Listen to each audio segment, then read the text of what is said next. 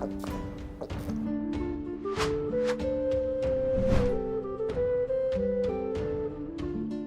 Moin, hallo und herzlich willkommen zu einem neuen Video hier auf meinem Kanal. Und heute gibt es hier eine Runde Shakes and Fidget. In dem heutigen Video möchte ich euch mal so ein bisschen was über den World Boss sagen. Wir hatten ja gestern den Vlog hochgeladen gehabt und da sind wir ja auch schon ein wenig auf das ganze Thema des World Bosses eingegangen. Heute möchte ich das Ganze nochmal im Detail für euch wiederholen, damit jeder Bescheid weiß, wie der World Boss funktioniert, wie er aufgebaut ist, was für Rewards er bringt und wie er halt eben funktioniert. Ja, und da möchte ich von vorne bis hinten heute in dem Video euch alles erklären, damit ihr bestmöglichst informiert seid, wie der World Boss erscheint und was ihr halt eben da so machen müsst in Zukunft. Also, der World Boss wird ein temporäres Event sein, was 5 Tage lang dauern wird. Ja? Also nicht so lange wie der Elevator oder der Legendary Dungeon, sondern die Hälfte auf jeden Fall. Er ist aber ähnlich aufgebaut wie der Elevator und im Prinzip ist der World Boss ein Idle Game. Das heißt so viel wie, dass ihr quasi ein passives Event habt. Der World Boss ist halt eben so geschaffen, dass er jetzt nicht zu viel Zeit konsumiert. Es wurde bei diesem Event viel darauf geachtet, dass der Boss bzw. dieses Event nicht wirklich wie der Legendary Dungeon oder Elevator ist, wo man wirklich aktiv jeden Tag grinden muss, sondern es läuft quasi passiv nebenbei und es frisst quasi nicht sehr viel Zeit, es nimmt nicht sehr viel Zeit in Anspruch. Das heißt, diese 5 Tage, wo dieser World Boss erscheinen wird, er wird hier erscheinen, wo auch der Legendary Dungeon und Elevator erscheinen wird und hat halt eben den Fokus darauf, ein Idle Game zu sein, sodass ihr quasi passiv die ganze Zeit den World Boss Damage dealt. Ja? Der Eintritt ist ab Stufe 10 gültig, also auch so wie beim Elevator, nicht wie beim Legendary Dungeon ab Stufe 50 und ihr habt quasi eine Meldezeit von bis zu 8 Stunden. Ihr meldet euch wie bei der Stadtwache zum Beispiel an, ja, stellt hier was ein, zack, zack, zack und dann läuft es 8 Stunden von alleine und dealt quasi Damage. Wie dealt ihr quasi Damage? Im Prinzip baut man gegen diesen World Boss eine Art Katapult auf. Ja, ich veranschauliche euch das mal so ein bisschen mit Paint, so würde ich sagen. Okay, wir haben hier einmal die Spielfläche, ich mache das mal in schwarz. Wir haben hier einmal so die Spielfläche, okay. Und dann haben wir hier auf der rechten Seite den World Boss. Ja, der World Boss ist in 3 Ebenen unterteilt. Einmal dem Kopfteil, dann der Torso, was das Mittelteil ist, und dann einmal die Beine. Okay, das sind diese 3 Parts.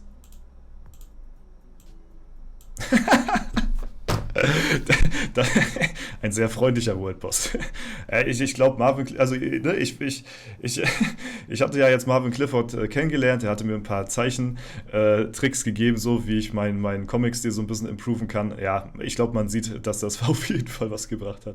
Auf jeden Fall ist der World Boss unterteilt in 3 Parts, okay? Das ist wichtig. Diese 3 Parts haben jeweils hier so 100%, okay?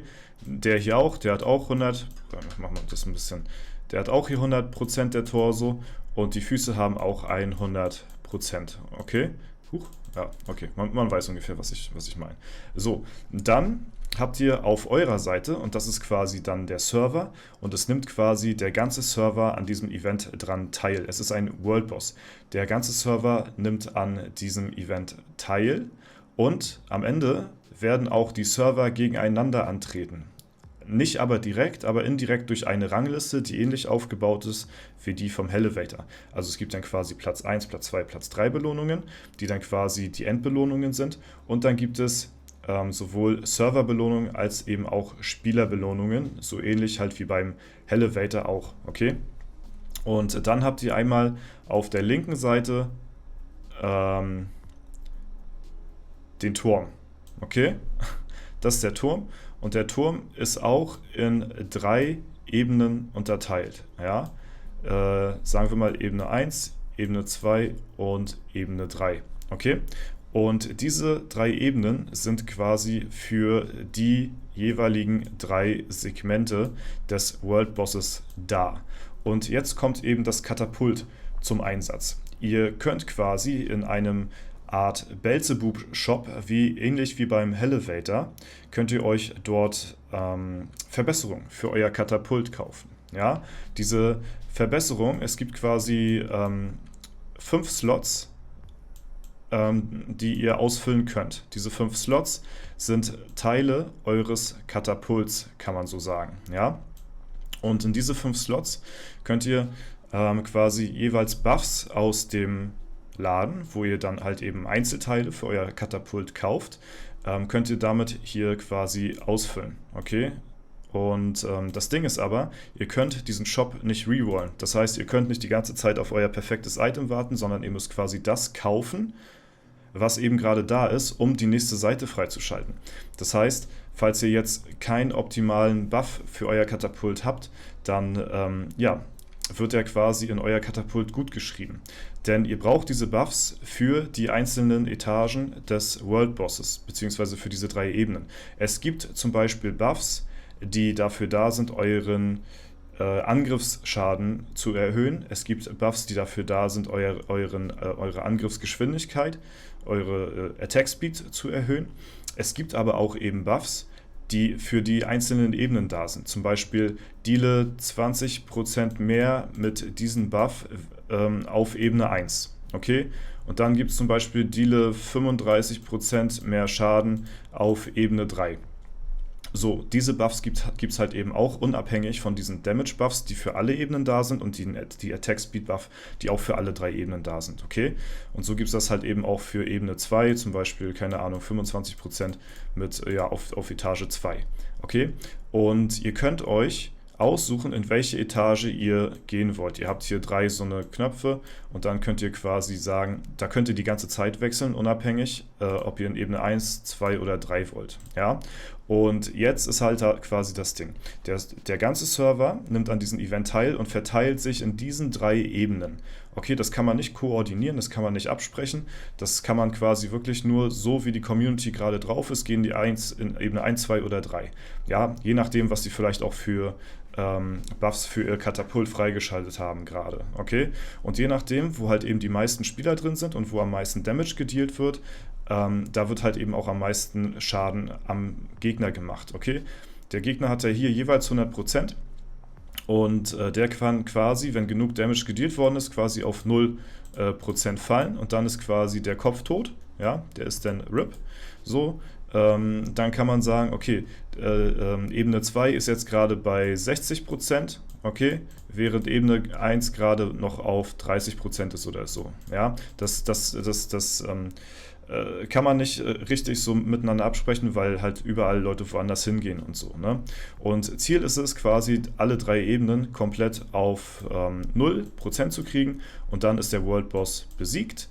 Und ihr habt quasi dann ein Reward bekommen und dann spawnt aber auch dann direkt der nächste World Boss. Ja? Wer mehr World Bosse schafft und weiterkommt, der wird halt eben auch in dem Server-Ranking höher gelistet werden.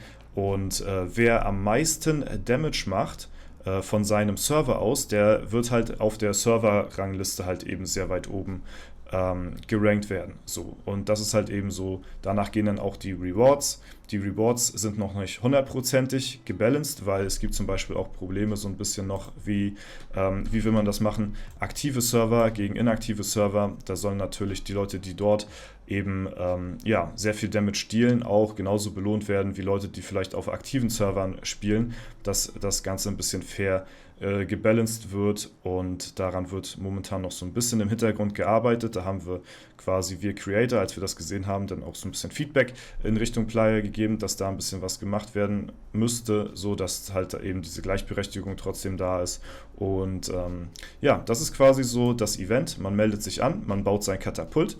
Man kann dieses Katapult übrigens auch zerstören. Ja? Also wenn einem das Katapult nicht zusagt und einem die Buffs nicht zusagen, dann kann man quasi das Katapult auch zerstören und sich wieder ein neues aufbauen. Das kostet natürlich dann Pilze und ist ziemlich teuer. Im Prinzip diese ganzen einzelnen 5 Buffs hier, ne, die ich euch hier gezeigt habe für das Katapult, die kann man bis zu maximal 10 stacken. Also wenn man in diesem Laden das kauft, so, ne, da hat man quasi so 3 Auswahlmöglichkeiten so zwischen diesen Sachen, die man kaufen kann, und für eins muss man sich dann entscheiden. Ja? Und diese Buffs, die man hier in Katapult hat, die kann man das kauft man sich beim ersten Mal dann einmal. Falls man das nochmal im Laden hat, dann hat man den jeweiligen Buff dann zweimal und das kann man bis zu 10 Mal stacken. Je höher es geht, desto teurer wird es aber auch von den Pilzkosten her. Desto mehr Schaden macht ihr aber auch am World Boss, weil ihr dann eure Teile vom Katapult dann verbessert, prozentual. Ja? Und dann werdet ihr generell mehr Damage machen, heißt eure Rewards sind dementsprechend auf eurem Server dann auch höher, weil ihr dann mehr Damage gemacht habt insgesamt gegen den World Boss. Okay? Wie richtet sich der Schaden oder wie setzt sich dieser Schaden zusammen? Und zwar folgendermaßen aus euren Total Stats. Okay, nicht Main und Nebenattribut, sondern Total Stats. Also insgesamt alle Attribute, die ihr habt, werden zusammen addiert. Und die gelten dann als Damage-Quelle gegen den World Boss. Und von eurem Equipment her ist quasi nichts weiter wert, außer die Waffe. Ja? Also im Prinzip gegen den World Boss ist es wichtig, dass ihr hohe Total Stats habt und eine aktuelle Waffe. Der Rest des Equipments ist quasi, also zählt quasi nicht direkt, zwar indirekt schon mit, weil ihr ja auch Total Stats dadurch stackt halt, ne? Wenn ihr weniger Equipment anhabt, dann habt ihr weniger Total Stats, ist ja klar, aber die Waffe sollte bei euch immer aktuell sein und die Total Stats sollten auf einem guten Level sein, okay? Deswegen die Leute, die die meisten Total Stats haben, die werden wahrscheinlich auch am meisten Damage dealen, das ist nun mal halt eben so, da werden halt eben die Spieler belohnt, die halt schon am weitesten sind auf dem Server. Ich denke mal, das ist einfach fair gelöst, so, ne? Und ja, im Prinzip gibt es auch eine neue Währung für diesen World Boss.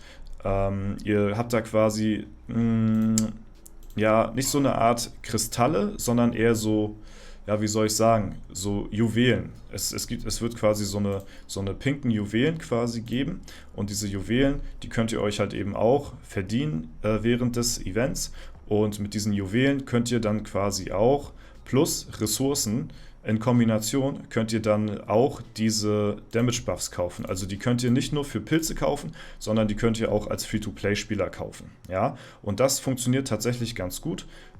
Ich sag mal so, ungefähr bis zum 5., 6. Buff kriegt man das relativ gut Free-to-Play hin. Danach wird es ziemlich teuer und man müsste wahrscheinlich Pilze kaufen.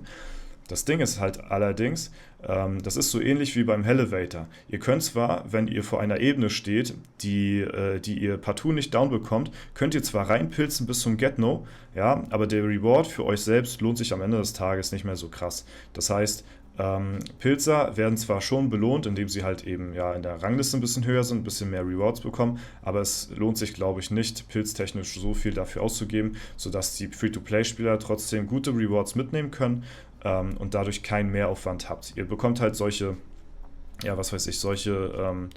Juwelen hier, sag ich mal, die so, keine Ahnung, die so ein bisschen hier pink sind irgendwie, ne, und die könnt ihr euch halt eben verdienen und ihr braucht diese pinken Juwelen in Kombination mit Ressourcen, wie zum Beispiel Holz, Steine und sowas, die werden quasi von euch verlangt, um halt eben euer Katapult aufzubauen.